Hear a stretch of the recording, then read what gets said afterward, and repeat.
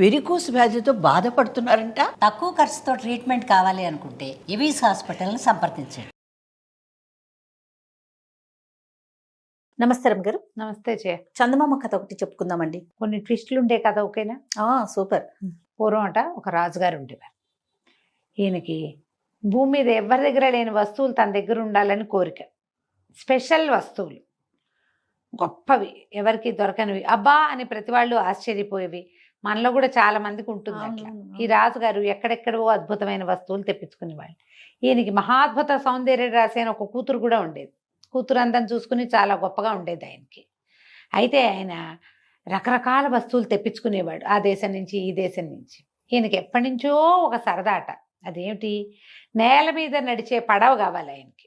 బాగుంది చూడు వింతగా, నీళ్లలో నడుస్తాయి, నేల మీద నడవటం ఏంటి చెప్పు.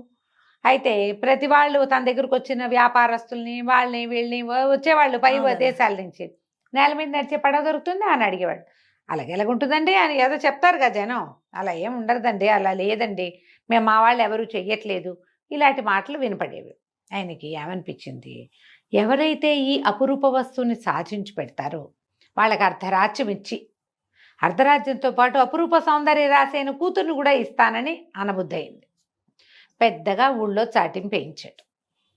నేల మీద నడిచే పడవని ఎవరు చేసి పెడతారో వాళ్ళకి అర్ధరాజ్యం ఇస్తాం, అమ్మాయినిచ్చి పెళ్లి చేస్తాం. ఊళ్ళో ప్రతివాడికి ఆశ పుట్టింది. అయితే ఈ ఊరిని ఆనుకుని ఒక అడవి ఉంది. ఆ అడవికి చివర్లో ఒక కట్టెలు కొట్టుకునే వాళ్ళ కుటుంబం ఉండేది.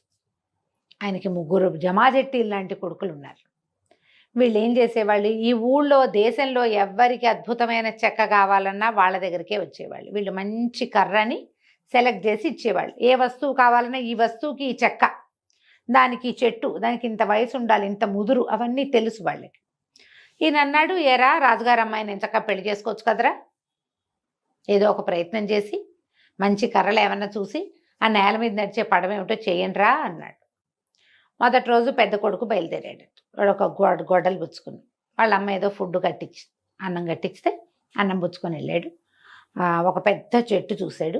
అది చాలా వయసు ఉంది, తేలికగా ఉంటుంది, కర్ర బాగుంటుందని ఆ చెట్టు కొట్టడానికి ఉద్యుక్తుడయ్యాడు.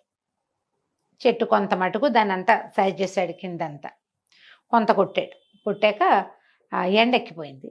అన్నం తిని పని చేద్దాం అనుకున్నాడు.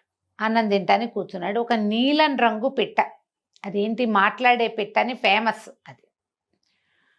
అది ఎట్లా పరిగెత్తుకుంటూ వచ్చి నాకు కాస్త పెట్టు, నాకు కాస్త పెట్టు అంది. అనేసరికల్లా ఆ పిట్టలకు అన్నం పెడతారా ఎవరైనా, నేనేం పెట్టను అన్నాడు. అనేసరికల్లా ఏం చేస్తున్నావు అంది. ఏం చేస్తున్నావు, నువ్వు ఇక్కడ ఏం పని చేస్తున్నావు అని అడిగింది. ఏమన్నాడు, మంచం కోళ్ళు చేయటానికి కర్ర కోసం వచ్చాను అన్నాడు. అది మంచం కోళ్ళు మంచం కోళ్ళు మంచం కోళ్ళు అని గిరగిర అక్కడక్కడే తిరుగుతూ పాటలాగా పడి వెళ్ళిపోయి, వీడేం చేశాడు, అన్నం తిని ఆ పక్కన వాగులు చేతులు కడుక్కున్నాడు, మంచినీళ్ళు తాగాడు. చెట్టు కొట్ట మొదలు పెడితే విరిగిన ఒక్కొక్క కొమ్మ ఒక్కొక్క మంచం కోడి కింద అయ్యి, ఎన్ని కొమ్మలు కింద పడ్డాయో అన్ని కొమ్మలు మంచం కోళ్ళు అయిపోయినాయి. పట్టెడు ఇంత మోపు, ఆ అన్ని మంచం కోళ్ళు మోసుకుని ఇంటికి వెళ్ళాడు. వాడికి అర్థమైంది ఇది తనతో పని కాదని. రేపొద్దున ఎవరు వెళ్తారా రాజకుమార్తెను పెళ్లి చేసుకోవడానికి అని అడిగాడు. అంటే వాడు విరమించేసుకున్నాడు. రెండో రోజు రెండో వాడు వెళ్ళాడట. అయితే ఏమైంది, రెండో వాడు చెట్టు కొట్టడానికి ఉద్యుక్తుడయ్యాడు. కొంత మటుకు సెలెక్ట్ చేసుకున్నాడు. అన్నం తినడానికి కూర్చున్నాడు. మళ్ళీ వచ్చింది నీలం పిట్ట. నాకు పెట్టు, నాకు పెట్టు, కాస్త పెట్టు, కాస్త పెట్టు అని అనేసరికి అప్పటికి విసిగిపోయి ఉంటారు. పనులు మొదలు పెట్టాక ఎవరన్నా మాట్లాడితేనే చీరాకు వస్తుంది. అది ఇక్కడ తేరగా కూర్చున్నారు, నీకు తిండి పెట్టడానికి, పక్షులు అడవిలో వెతుక్కుని తినాలి, మనుషులు తినే తిండి తినకూడదు అని కసిరాడు. నువ్వేం చేస్తున్నావు, ఏం చేస్తున్నావు అని అడిగింది. చలకవాలు చేస్తున్నానని చెప్పాడు. ఇతను చెట్టంతా కొట్టాడు. కొన్ని 100 చలకవ్వాలు పడ్డాయి కింద. చల్లకవ్వం అంటే ఏమిటి, మజ్జిగ చేసేది. మజ్జిగ కవ్వం. చల్లకవ్వమే దాని పేరమ్మా. ఒకవేళ మీకు ఎవరికైనా ఈ పేరు తెలియకపోతే అథెంటిక్ తెలుగు నేమ్గా దీన్ని తెలుసుకోండి. చల్లకవ్వు, చల్లకవ్వం. చల్ల అంటారు, మజ్జిగనే చల్ల అంటారు. చల్ల, చెల్ల కాదు అది, చల్ల, చల్లగా ఉంటుంది. చల్ల చేయటమే. బందర్లో చల్లరాస్తా అని ఒక ప్లేస్ ఉంది. మనం ఊళ్ళోకి వెళ్తుంటేనే మొదటే ఉంటుంది చల్లరాస్తా అంటే. అక్కడ మజ్జిగ అమ్మేవాళ్ళు. రాస్తా దారి, చల్లరాస్తా అనే దాని పేరు. ఆడ మజ్జిగ కుండలు, నా చిన్నప్పుడు కూడా అక్కడ మజ్జిగ అమ్మటం నాకు తెలుసు. ఓకే. మజ్జిగ కుండలు పెట్టుకుని అమ్మేవాళ్ళు. చల్ల బజారు. ఈ చల్లకవ్వాలి మొత్తం చెట్టంతా చల్లకవ్వాలి అయిపోయినాయి. కవ్వాలన్నీ మూట కట్టుకుని మోసుకొచ్చుకున్నాడు. ఇప్పుడు రాజకుమార్తె మీద ఎవరికి ఆసక్తి ఉంది, ఆవిడేది తీసుకుంటాం మనం అన్నాడు. ఇక ఫిక్స్, వీడు కూడా ఇంకా వెళ్ళాడు. 3వ వాడు బయలుదేరాడు. వీడికి బేసిక్గా పిట్టలంటే ఇష్టం. ఓకే. వాడు ఈ చెట్టు సెలెక్ట్ చేసుకున్నాడు. ఈ చెట్టు కొట్టి దీంతో ఆ పడవేదో చేద్దాం అనుకున్నాడు. కింద కూర్చుని అన్నం తింటుంటే ఆ పెట్టొచ్చి తిరగటం మొదలుపెట్టింది. అది చేసే శబ్దము, దాని నీలం రంగు అందం పట్టలేక చూస్తూ నుంచున్నాడు, కూర్చున్నాడు. అది నాకు పెట్టవా అంది. అయితే వీడేం చేశాడు, వచ్చి తిను మరి అని తను తింటూ కింద పోసాడు గింజ అవన్నీ మెతుకులన్నీ. పక్షులు ఇట్లా చేత్తో తినవు కదా, కింద పడినవి ఏరుకుంటాయి. వాడు గిన్నె పక్కకి తీస్తే అది వచ్చి ఏరుకుని తిన్నది. ఏం చేస్తున్నావు అని అడిగింది. చేస్తున్నావంటే నేల మీద నడిచే పడవ చేస్తున్నానని చెప్పాడు. నేల మీద నడిచే పడవ అని అరుచుకుంటూ పోయింది పిట్ట. తర్వాత వీడు కొమ్మలు కొడుతూ ఉంటే ఒక పడవకి కావలసిన చెక్కల్లాగా ఒక్కో కొమ్మ విరిగి వాటంతట అన్నీ అవి పడవ షేపులో నిలబడి అక్కడ కనపడ్డాయి. ఆ పిట్టకు అట్లాంటి శక్తి ఉంటుందన్నమాట. దాన్ని డిస్ప్లేస్ చేయకూడదు. వీడు చక్కగా ఏం చేశాడు, చెక్క మేకులు పెట్టుకుని అన్ని దిగొట్టి చూస్తే చక్కగా నడుస్తుంది పడవ. దాంట్లో కూర్చుని అటెళ్ళు ఇటెళ్ళు అంటే నడుస్తుంది అది. ఎందుకంటే ఈ పిట్ట తాలూకు మహిమ వల్లే తయారైంది అది. వీడేం చేశాడు, ఇంకా రాజుగారి దగ్గరికి వెళ్ళటమే తర్వాయని ఆ గొడ్డలి పడవలో పడేసుకుని పడవ మీద వెళ్ళటం మొదలుపెట్టాడు. రాజుగారి రాజ్యం వైపుకి వెళ్ళాలి అని చెప్తే అది అటు నడుచుకుంటూ పోతుంటే ఏమైంది, ఒక చోట ఒకడు నేల మీద బాసిపెట్లు వేసుకుని కూర్చున్నాడు. వాడి చుట్టూతో బోల్డని ఎముకలు ఉన్నాయి, జంతువులు. పళ్ళతో గీరుతుంటే ఈడు ఆగి అన్నాడు, ఓనా ఏముందని గీరుతున్నావే అందులో, అంతా అయిపోయిందిగా అనేసరికి వాడు అన్నాడు, చచ్చే ఆకలిరా బాబు, నాకు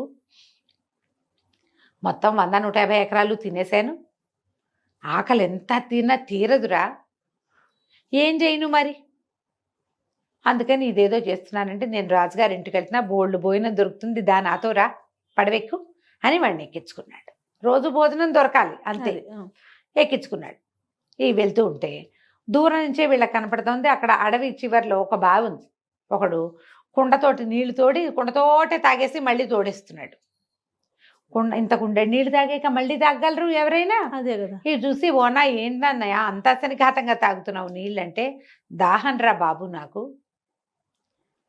బాగున్న రోజులు డబ్బులున్న రోజులు పీసేసి కుండలు సారా తాగేవాడిని, ఇప్పుడు డబ్బులు లేవు, కుండ ఎత్తుకుని తాగితే కానీ సాటిస్ఫాక్షన్ ఉండదు, అందుకని నీళ్లు తాగుతున్నానంటే నాతో రా నువ్వు అని చెప్పి ఎక్కించుకున్నాడు.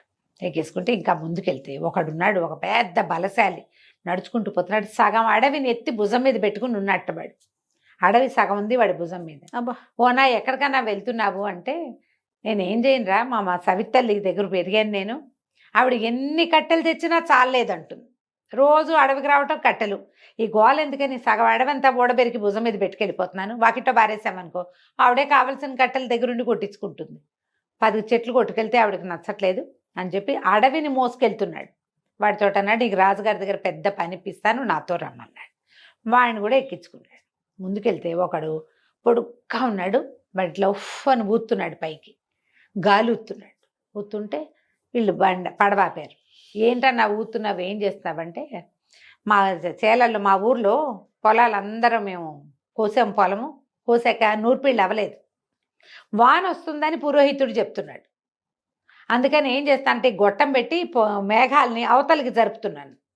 ఊతున్నాడు మేఘాలని వాడు, వర్షం పడకుండా అవతలికి ఊదేస్తే మా నూర్పిళ్ళు అయ్యాక మళ్ళీ వస్తాయి, అందుకని ఊదుడుగాడు మబ్బులు ఊదేవాడు. ఆ మబ్బుల్ని ఊదేస్తున్నాను అని చెప్పాడు. ఒక పొడుగాటి గొట్టం పెట్టుకుని ఉఫ్ అని ఊతున్నాడు. పొలం మబ్బులు కదులుతున్నాయి, కనపడుతున్నాయి వీళ్ళకి. ఓ అన్న నువ్వు భలే గట్టివాడివిరా, నువ్వు రా మా బండిలో అని చెప్పి ఆ పడవ ఎక్కించుకున్నాడు. ఈ 4 మనుషుల్ని ఎక్కించుకుని ఈ కట్టెలు కొట్టేవాడి ఆఖరి కొడుకు రాజుగారి దగ్గరికి పోయాడు. రాజుకు అప్పచెప్పాడు. ఆ రాజుగారు ఆశ్చర్యపోయాడు, ఏమిటిది పడవే అని ఎక్కి కూర్చుని అటెళ్ళు ఇటెళ్ళు అంటే అది నేల మీద చక్కగా నడుస్తోంది. తర్వాత ఒక కర్ర పెట్టి తోస్తే ఏ పక్కకు కావాలంటే ఆ పక్కకి తిరుగుతోంది. అక్కడి నుంచి నీళ్ళలో నడుస్తుంది అంటే నీళ్ళలోనూ నడుస్తుందంట అన్నారు. తీసుకుపోయి మా నీళ్ళల్లో దింపారు. అది నీళ్ళలో చక్కగా తెడ్లేస్తే నడుస్తోంది. ఆయన చాలా సంతోషించాడు. మరి పెద్ద బహుమతి ఇస్తాను, తీసుకుని వెళ్దువు కానీ అన్నాడు. అనగానే వీడు ఆశ్చర్యపోయాడు. అదేంటండి, మీ అమ్మాయిని ఇచ్చి పెళ్లి చేస్తాము, అర్ధరాజ్యం ఇస్తామన్నారు కదా అనేసరికి, అన్నామనుకో దానికి వేరే ఆలోచన ఉందన్నాడు. ఇంకేంటి, కట్టెలు కొట్టేవాడి కొడుక్కి పిల్లని ఇవ్వడం ఇష్టం లేదు. వీడు చూస్తే మరి బైతులా ఉన్నాడు. బయటవాడికి ఇంత అందగత్తెను ఎట్లా ఇస్తాం పిల్లని, అందుకని ఇవ్వబుద్ధి లేదు. వాడికి ఇంత డబ్బు ఇచ్చి పంపించేద్దాం అనుకుంటున్నాడు. కుర్రాడు అన్నాడు, ఏమిటి అడ్డంకి ఏముందో చెప్పండి మీకంటే. అది కాదు, మేము 6 నెలలకు సరిపడా సంబారాలన్నీ కొని కొట్లు గదులన్నీ నింపాం. పెళ్లి చేయాలంటే పాత సరుకులతో పెళ్ళేటా చేస్తాం, ఆ సరుకు అంతా ఖర్చు అయ్యాక కొత్త సరుకు తెప్పించి పెళ్లి చేయాలి. 6 నెలలు పడుతుంది, నువ్వు వెళ్ళిరా అన్నాడు. అనేసరికి వీడన్నాడు, ఓ అదొక పెద్ద పనే ఏమిటండి, మీకు సరుకు అయిపోవాలి అంతే కదా అని, ఓ పెద్దన్న ఇట్రా అని ఆ తినేవాడు ఉన్నాడు కదా, వాడికి ఆ కొట్టు గదులు చూపించాడు. ఇందులో ఉన్న సంబారాలని వండించుకుని తినే అన్నయ్యని ఇష్టం. వాడు ఒక్క రోజులో మొత్తం 6 నెలలకు సరిపడా తిండి తినేసాడు. మర్నాడు పొద్దున వచ్చాడు, కొట్లు గది ఖాళీ, మీరు కొత్త సంబారాలు తెచ్చుకోవచ్చండి, పెళ్లి చేసుకోవచ్చు, పెళ్లి చేసేస్తే పిల్లని తీసుకెళ్ళిపోతానన్నాడు కట్టెలు కొట్టే అబ్బాయి. రాజుకు నచ్చల, ఏం చేయాలో తెలియలే. అదేముంది, తిండి ఒకటే కాదు కదా, సంవత్సరానికి సరిపడా సారా పీపాలు నిలవబెట్టాం, పెళ్ళి అనగానే కొత్త ద్రాక్షరసం చేయించాలి, ఈ సారా అంతా ఇప్పుడు ఖర్చు అవ్వాలి, దానికేముంది, మన దగ్గర ఇంకోడు ఉన్నాడని రెండో వాడి అన్నయ్యని, తాగే అన్నయ్యని తీసుకుపోయి పంపించాడు.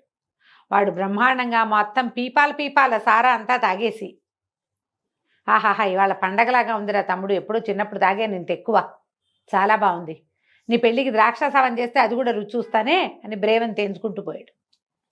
రాజు కొడ్డు మండిపోయిందమ్మో, వీడు ఏదో మోసగాడిలాగా ఉన్నాడని కాల్బలం ఒక 1500 మంది వీళ్ళున్నారు అతని దగ్గర, కాలిబంట్లు, వాళ్ళని కేకేశాడు, ఈ కట్టెలు కొట్టే అబ్బాయిని పంపించేసేయండి ఊళ్ళో ఇచ్చాను. వీడేం చేశాడు, ఆ సగం అడవిని భుజం మీద పెట్టుకునేవాడు ఉన్నాడుగా, వాడిని కేకేశాడు, ఓ అన్నయ్య ప్లీజ్ కాస్త వీళ్ళ సంగతి చూడవాని. అతను ఏం చేశాడు, వచ్చేటప్పుడు అడవంతా అక్కడ పెట్టి ఒక పెద్ద చెట్టుని మాత్రం తనతో తీసుకొచ్చాడు. ఆ చెట్టు అడుగును పట్టుకుని చెట్టుతో సహా మొత్తం ఈ 1500 మందిని ఊడ్చిపారేశాడు వాడు. వాడు అడవిని భుజం మీద పెట్టుకునేవాడు సామాన్యుడా వాడు, అదే కదా. 1500 మంది ఎక్కడున్నారో సోదిలో కూడా లేకుండా పోయారు. ఊడ్చేసాడు అంతే. ఇంకా ఏం చేయాలో తెలియలే. సరే ఈయనన్నాడు, ఇట్లా కాదని చతురంగ బలాలు దించాడు. దించిదే వీడు ఈ ఆఖరి వాడు ఉన్నాడు కదా, మబ్బులు ఊదేవాడిని, అన్నయ్య కాస్త వీళ్ళ సంగతి చూడమా అంటే, ఏముంది, వాడు ఆ గొట్టమిటి ఉఫ్ ఉఫ్ అని ఊదేశాడు. ఎవరి దగ్గరకు వస్తే వాళ్ళందరినీ ఊదిపారేయటమే. మొత్తం జనమంతా అవతలకి వెళ్ళిపోయారు, ఏనుగులతో సహా దొర్లు వెళ్ళిపోయినాయి. మబ్బుల్నే ఊదేవాడికి ఏనుగులేని లెక్క. రాజు ఆశ్చర్యపోయాడు, అమ్మో వీడితో చాలా కష్టం, వీడు ఏదైనా చేసేలాగా ఉన్నాడంటే.